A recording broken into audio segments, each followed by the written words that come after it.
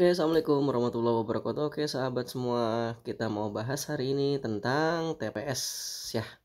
Kan ada info terbaru ya, kalau panitia katanya mau ngeluarin soal-soal UTBK itu beda banget ya. Ya salah satunya mungkin karena efek dari wabah COVID-19 alias si virus corona ya kan.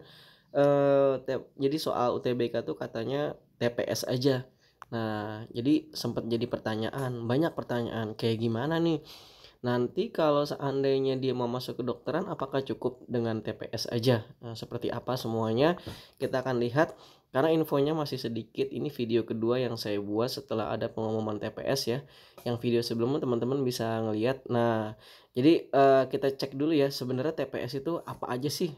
Mungkin ada yang baru tahu teman-teman yang masih belum nyambung kayak gimana ya kan, kita akan bahas satu-satu. Oke, ya.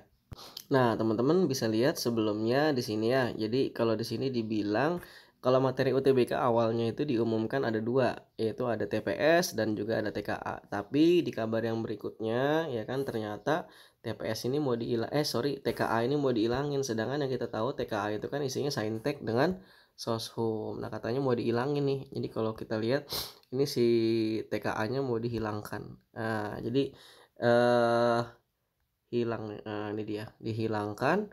Jadi teman-teman katanya nggak perlu belajar lagi Saintek dan Soshum. Nah, ini seperti apa teman-teman? Nah, TPS tuh ini dia.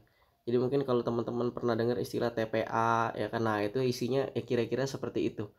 Gitu intinya. Tes TPS itu akan mengetes kemampuan kognitif siswa ya kan. Ini kemampuan dasar sebenarnya ya, kemampuan dasar. Biasanya beberapa ini dipakai juga buat tes IQ ya kan, meliputi beberapa kayak matematika dasar, kemampuan kuantitatif ya, terus pengetahuan umum, kemampuan memahami dan memahami bacaan dan menulis. Jadi isi dari TPS tuh ini. Nah, gitu teman-teman. Nah, ini kalau kita lihat isinya seperti ini. Nah, ini dia.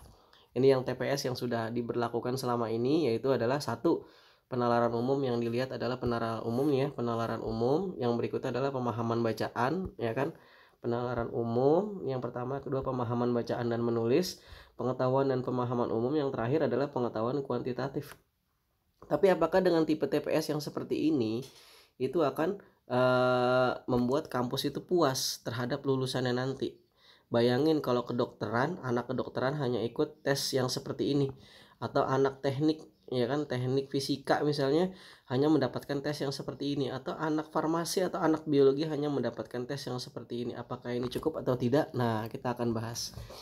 Kemarin saya dapat dari Twitternya Pak Sutrisnawi, bukan Twitter ya, saya dapat dari Instagramnya Pak Sutrisnawi Bawa. Mungkin teman-teman tahu siapa beliau. Beliau ini wakil dari LTMPT. Jadi kepanitiaannya LTMPT untuk UTBK dan SBMPTN dan Senam PTN ini. Bapak Sutrisna ini sebagai wakil LTMPT, ketika beliau ditanya di Twitter, banyak yang bertanya di Twitter itu bilang, "Pak, gimana Pak? Masa anak kedokteran hanya pakai TPS aja?" Akhirnya beliau menjawab, "Ya, TPS ada sub-subnya." Jadi berarti kita udah punya bayangan nih teman-teman. TPS-nya itu berarti bukan TPS yang seperti yang kita tahu seperti tadi. Bisa jadi akan ada modifikasi sehingga yang nanti lulus itu kemungkinan ya memang udah bisa masuk kedokteran, udah bisa masuk teknik fisika, udah bisa masuk teknik kimia, udah bisa masuk biologi dan seterusnya, udah bisa masuk jurusan ekonomi, IPS dan semuanya. Intinya itu sudah dibuat berdasarkan jurusan yang dipilih gitu. Jadi kalau kalian milih jurusan ini, kayaknya nggak jurusan sih, kayaknya cuma dibedakan berdasarkan TPS Saintek dan TPS Sosum. Nah, bentuknya seperti apa kita juga belum tahu gitu. Bentuknya seperti apa kita juga belum tahu. Yang pasti akan ada modifikasi, mungkin tipe-tipenya jadi macam kayak kalau di untuk di anak IPA di Saintek mungkin kayak macam-macam, ada IPA terpadunya gitu kali ya, atau mungkin soal-soalnya itu mungkin deskripsi cerita-ceritanya itu berhubungan dengan Saintek gitu. Misalnya ada pemahaman bacaan, jadi bacaannya tuh isinya tentang kimia, tentang biologi, itu mungkin ya, itu yang saya bayangan saya sih begitu. Mungkin nanti TPS-nya akan ada pengetahuan-pengetahuan dasar yang memang diinkludkan, dimasukkan ke soal-soal gitu. Soalnya soal TPS tapi isinya itu apa sih namanya, konteksnya tuh konteks-konteks saintek. Dan bisa jadi untuk yang soshum juga akan seperti itu. Konteks soalnya itu soal yang berhubungan dengan IPS. Misalnya ngomongin inflasi, ngomongin apa sih namanya inflasi, ngomongin tentang apa sih tentang pembangunan. Jadi isinya tuh soal-soal TPS-nya tuh berarti memang siswa harus ngerti tentang yang namanya IPS. Mungkin kalau anak saintek baca itu akan pusing, dan anak IPS kalau ngebaca saintek akan pusing juga gitu. Nggak, karena anak IPS soalnya ternyata berhubungan dengan jantung ya, mungkin itu ya ada di bayangan saya yang pertama ya. Jadi akan ada modifikasi di mana konteks soal TPS dan TPS antara saintek dan soshum kemungkinan akan berbeda gitu. Yang saintek kemungkinan dia isinya konteksnya itu soal-soal saintek. Untuk yang TPS soshum kemungkinan isinya bacaannya deskripsinya itu kemungkinan berhubungan dengan soshum. Itu yang pertama ya. Dan yang kedua, kalau menurut pemikiran saya adalah kemungkinan kedua, selain ada soal-soal TPS yang sama antara saintek dan soshum, tapi akan diselipkan beberapa tambahan, akan ada modifikasi beberapa soal-soal dasar tentang saintek, entah matematika, fisika, kimia, biologi, dan soshum pun entah ada geografi, ada ekonomi, ada sosiologi, ada sejarah, semuanya di-includekan di situ. Jadi ada semacam subtes tambahan yang isinya saintek dan subtes tambahan yang isinya tentang soshum. Nah, ada dua kemungkinan gitu, tapi saya sih lebih arahnya lebih kuat ke yang pertama tadi. Konteks TPS-nya untuk saintek itu isinya kemungkinan akan banyak berhubungan dengan saintek, dan untuk yang berikutnya kalau yang soshum konteksnya isinya kebanyakan akan berhubungan dengan soshum gitu. Tapi apakah kampus akan puas dengan seperti itu? Kalau saya sih nggak yakin ya teman-teman. Saya tidak yakin kampus akan puas, ya kan? Kayak macam universitas, apakah akan puas gitu dengan buatan soal-soal yang seperti ini? Masuk jurusan hanya dengan TPS, saya tidak yakin. Jujur saya nggak yakin. Saya tidak yakin kampus akan puas. Ya mungkin beberapa akan puas, tapi beberapa saya yakin nggak akan puas. Nah, ketika nanti misalnya si mahasiswa lulus dengan hanya tes TPS, saya yakin kampus akan membuat jalur filter sendiri gitu, akan membuat jalur seleksi sendiri. Entah itu nanti kemungkinan jalur mandirinya akan diperbesar, atau mungkin jalur-jalur khususnya akan diperbesar, ya kan? Jadi bikin tes yang isinya sama seperti SBMPTN aslinya. Atau mungkin dari kampus sendiri setelah siswa lulus lewat TPS yang dibuat oleh LTMPT, kemungkinan bisa jadi kampus juga akan membuat tes lagi, akan dikelompok-kelompokin lagi, lulus tapi akan dikelompokin lagi. Mungkin seperti kalau teman-teman tahu di ITB ya, kan setelah mahasiswa itu masuk, nanti kan mahasiswa itu akan dikasih penjurusan-penjurusan lagi gitu, akan difokuskan ke satu jurusan lagi. Mereka pun kadang baru masuk belum tahu saya akan ada di jurusan apa nantinya. Bayangan sih seperti itu kalau yang ada di pola pikir saya. Jadi makanya saya bilang ke teman-teman tetap belajar TKA gitu ya.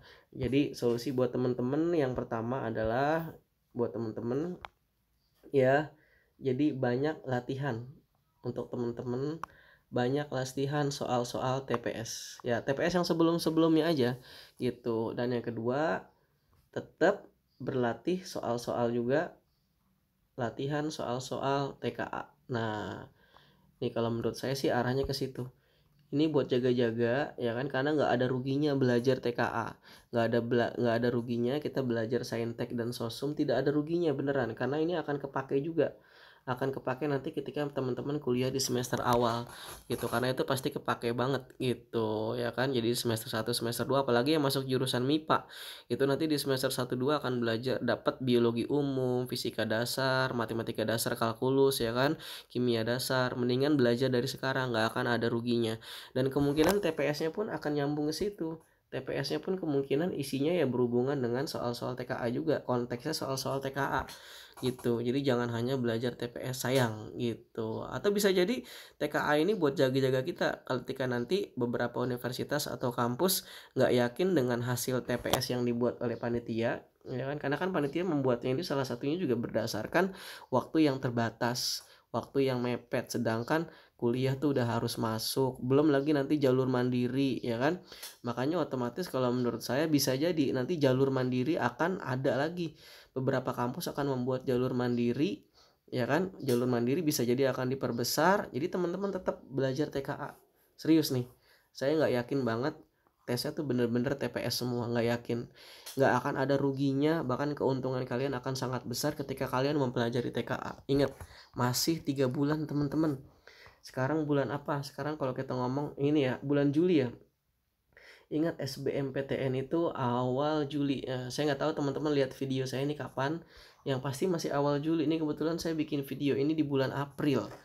April, Mei, Juni, Juli. Nah, kira-kira 3 bulan teman-teman. Bayangin teman-teman, 3 bulan itu waktu yang sangat lama. Masih ada waktu buat kalian tetap belajar TKA, tapi mungkin porsi mengerjakan TPS, latihan soal-soal TPS itu masih ada waktu. Kalau kalian mau ikut bimbel, silahkan ikut bimbel ya, karena saya kebetulan juga ngajar di bimbel ya kan. Ikut bimbel pasti nggak mau ngambil risiko juga. Kalau di bimbel saya nggak mau ngambil risiko sebelum dari panitia mengeluarkan contoh model soal seperti apa, baru kita buat fokus TPS, belajar TPS aja. Tapi kalau kita masih tetap belajar TKA, karena kita nggak yakin tiba-tiba panitia ngubah semuanya kacau. Lebih baik kita tetap belajar TKA dan TPS. Tapi TPS-nya mungkin porsinya lebih dibanyakin. Tapi TKA tetap harus belajar. Kecuali kalau panitia udah jelas mengeluarkan pengumuman, nah baru kita akan lebih fokusin semua ke TPS. Gitu. Oke gitu teman-teman, semoga bermanfaat ya kan. Tetap semangat. Yang nggak lolos undangan nggak ada masalah, undangan tuh rezeki-rezekian bonus, dan kalau udah dapat undangan wajib diambil teman-teman. Gitu, bisa jadi itu jalan hidup kalian. Jangan sampai kalian mengorbankan orang lain, mengorbankan adik-adik kelas kalian, bahkan yang lain-lain demi mendapatkan satu kursi, kan sayang gitu. Padahal kalian udah dikasih kursi gratis bonus ya kan. Kenapa kalian gak ambil gitu. Jadi itu buat teman-teman yang undangan, tetap semangat, tetap belajar TPS, tetap belajar TKA, dan tetap cari informasi yang terbaru terus dari panitia. Oke. Assalamualaikum warahmatullahi wabarakatuh. Ya.